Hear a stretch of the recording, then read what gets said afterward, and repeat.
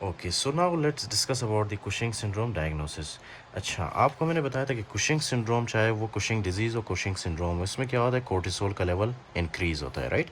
अच्छा, उसको डायग्नोस कैसे करते हैं? First of all you need to do 24 hour urine free cortisol. इसमें ये है ना, इस टेस्ट में आपने क्या करना है, पेशेंट को एक बोतल मिलता है, राइट, एक बोतल मिलता है, उस बोतल के अंदर 24 आवर तक पेशेंट ने अपना यूरिन कलेक्ट करना है। फिर नेक्स्ट डे वो पेशेंट उस बोतल को लेके लैब टेक्नीशियन को देता है। लैब टेक्नीशियन पेशेंट के यूरिन के अंदर कोर्टिसोल का लेवल चेक करता है। अगर कोर्टिसोल का लेवल रेज मिले आफ्टर 24 आवर्स, सो वो हमारे लिए हेल्प करता है diagnosis of the Cushing syndrome में, राइट, या कुशिंग डिजीज़ में।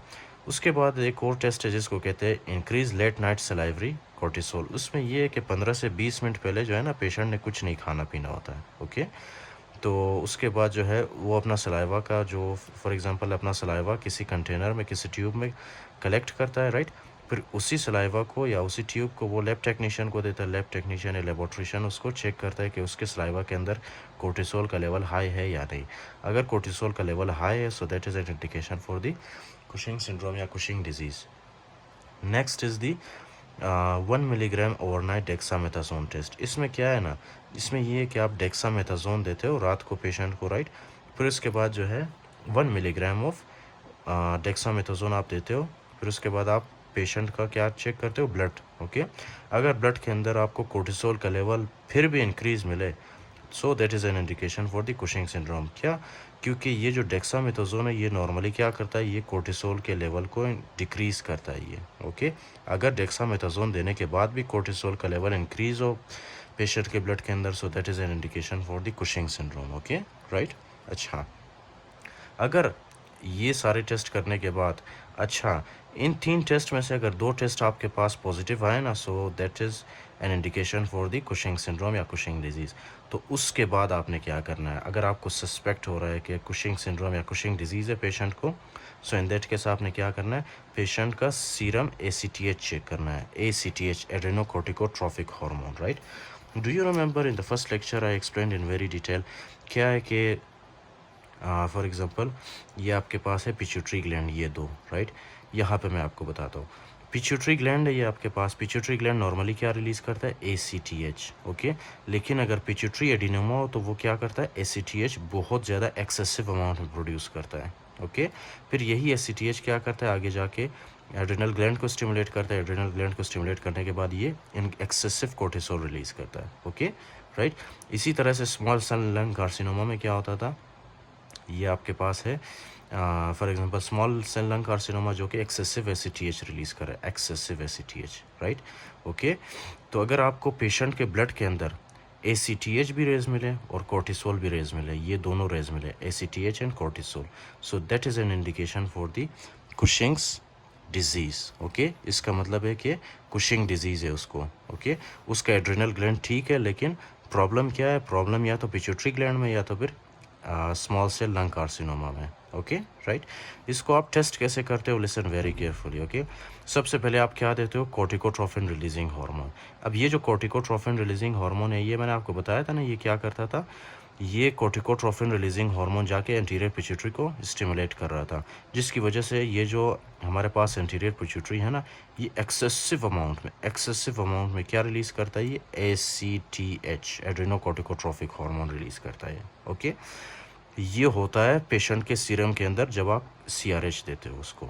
अच्छा, अगर CRH देने के बाद या कोर्टिकोट्रोफिन रिलीजिंग हार्मोन देने के बाद भी पेशेंट का जो ACTH है वो ज़्यादा रेज़ ना कर जाए, ओके, ज़्यादा रेज़ ना कर जाए, यानी मतलब नॉर्मल जिस तरह वो पहले था उसी तरह ये CRH देने के बाद भी अगर पेशेंट के ब्लड के अंदर ACTH की कॉन्सेंट्रेशन हो, so that is an indication for the small cell lung carcinoma, okay, that indicates small cell lung carcinoma.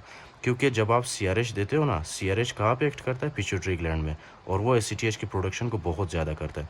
लेकिन अगर CRH देने के बाद भी ACTH का प्रोडक्शन बहुत ज़्यादा ना हो, so that is an indication for the small cell lung carcinoma, that's it, okay. ये आपको डिफरेंशिएट करने में हेल्प करता है कि जो ACTH है ये किस वजह से ज़्यादा हुआ है, ये पिट्यूटरी एडिनोमा की वजह से ज़्यादा हुआ या तो फिर स्मॉल सेल लंग कार्सिनोमा की वजह से। फिर एक और टेस्ट है जिसको हम कहते हैं डेक्सामेथासोन टेस्ट, ओके। आपको पता है डेक्सामेथासोन टेस्ट बिल्कुल इसके ऑपोजिट काम करता है, कैसे? क्योंकि डेक्सामेथासोन क्या करता है, यहाँ पे जाके एंटीरियर पिट्यूटरी ग्लैंड को इनहिबिट करता है, ओके। जिसकी वजह से जब एंटीरियर पिट्यूटरी ग्लैंड इनहिबिट होता है ना, तो एंटीरियर पिट्यूटरी मज़ीद ACTH रिलीज़ नहीं करता, ओके। ACTH रिलीज़ नहीं करता, जिसकी वजह से ACTH प्रोडक्शन कम होती है बॉडी के अंदर, ओके, जब आप डेक्सामेथासोन देते हो पेशेंट को, राइट। अगर आपने डेक्सामेथासोन दिया, उसके बाद भी ACTH का प्रोडक्शन ज़्यादा है बॉडी के अंदर, उसके बाद भी ACTH का प्रोडक्शन सीरम के अंदर ज़्यादा है, so that is an indication for the small cell lung carcinoma, okay. क्योंकि डेक्सामेथासोन या CRH सिर्फ और सिर्फ पिट्यूटरी ग्लैंड पे एक्ट करते हैं, यहाँ पे आपके स्मॉल सेल लंग कार्सिनोमा पे एक्ट नहीं करते, ओके, राइट। राइट, सो ये था हमारे पास कुशिंग डिजीज़। कुशिंग डिजीज़ में क्या होता था, सबसे पहले ये कि आप कोर्टिसोल लेवल चेक करते थे, कोर्टिसोल लेवल आपको रेज मिलता था, राइट, कोर्टिसोल लेवल आपको रेज मिलता था। फिर उसके बाद आपने डिफ्रेंशिएट करना था कि ये कुशिंग डिजीज़ है या कुशिंग सिंड्रोम। कुशिंग डिजीज़ में क्या होता है कि ये ACTH का लेवल ज़्यादा मिलता है आपको, ओके। वो ज़्यादा किस वजह से होता है, या तो फिर पिट्यूटरी एडिनोमा की वजह से, या तो फिर स्मॉल सेल लंग कार्सिनोमा की वजह से। इन दोनों को आप कैसे डिफ्रेंशिएट करते थे, आप कोर्टिकोट्रोफिन रिलीजिंग हार्मोन देते हैं, राइट। कोर्टिकोट्रोफिन रिलीजिंग हार्मोन ACTH की प्रोडक्शन को और ज़्यादा करता है, क्यों, क्योंकि कोर्टिकोट्रोफिन रिलीजिंग हार्मोन पिट्यूटरी एडिनोमा को स्टिमुलेट करता है, जिसकी वजह से ACTH बहुत बहुत ज़्यादा होती है बॉडी के अंदर, राइट। अगर CRH देने के बाद ACTH की प्रोडक्शन ज़्यादा ना हो, सो दैट विल इंडिकेट कि इस पेशेंट को क्या है, small cell lung carcinoma, okay. फिर एक और टेस्ट था जिसको कहते थे 3 milligrams of high dose of dexamethasone, right. जब ये देते हो आप, तो ये क्या करता है, नॉर्मली ये जाके एंटीरियर पिट्यूटरी को इनहिबिट करता है कि वो मज़ीद ACTH प्रोड्यूस ना करे, जिसकी वजह से क्या होगा, ACTH की प्रोडक्शन कम होगी, राइट। अगर high dose 3 milligrams of dexamethasone देने के बाद भी ACTH की प्रोडक्शन कम ना हो, सो दैट विल इंडिकेट के पेशेंट को क्या है, small cell lung carcinoma, simple. क्योंकि डेक्सामेथासोन सिर्फ ये दोनों सिर्फ और सिर्फ पिट्यूटरी ग्लैंड पे काम करते हैं, ओके। फिर उसके बाद ये है ना कि आपने कोर्टिसोल लेवल चेक किया, कोर्टिसोल लेवल चेक करने के बाद कोर्टिसोल आपको रेज मिला है, ओके। फिर आपने क्या करना है, ACTH चेक करना है, ओके। यहाँ पे देखो आप, फर्स्ट ऑफ ऑल आपने कोर्टिसोल चेक करना है, उसके बाद ACTH, ओके। अगर आपको ACTH का लेवल कम मिले बॉडी के अंदर, उसका क्या मतलब है, ACTH लेवल कम मिले और कोर्टिसोल का लेवल इंक्रीज मिले, तो इसका क्या मतलब है, इसका मतलब है कि there is some type of adrenal gland tumour, okay. Adrenal gland tumour है, इसी वजह से ये जो एड्रेनल ग्लैंड ट्यूमर है, ये क्या कर रहा है, इंक्रीज और excessive amount of cortisol release कर रहा है, ओके, फाइन। अब ये एक तो एड्रेनल ट्यूमर हो सकता है हमारे पास, राइट, एक तो एड्रेनल ट्यूमर हो सकता है हमारे पास, या तो फिर एक्सोजेनस ग्लूकोकोर्टिकोइड हो सकता है, राइट। कोई पेशेंट है जिसको हम क्या कहते हैं, या मतलब उसको क्या करते हैं हम, कुछ पेशेंट्स होते हैं ऐसे जिनको हम ग्लूकोकोर्टिकोइड्स देते हैं, राइट। ग्लूकोकोर्टिकोइड्स के इंजेक्शंस वगैरह देते हैं। तो ग्लूकोकोर्टिकोइड्स के जब आप इंजेक्शन दोगे, ग्लूकोकोर्टिकोइड के अंदर क्या होता है, कोर्टिसोल, राइट।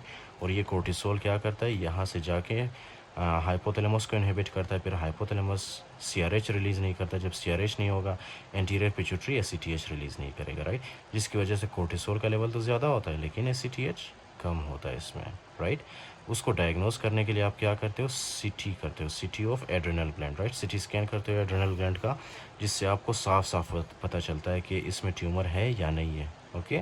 उसके अलावा हिस्ट्री टेकिंग के थ्रू आपको पता चलता है कि पेशेंट कोई एक्सोजेनस ग्लूकोकोर्टिकोइड तो नहीं ले रहा, right. These will also help in the diagnosis of the Cushing syndrome, okay, right.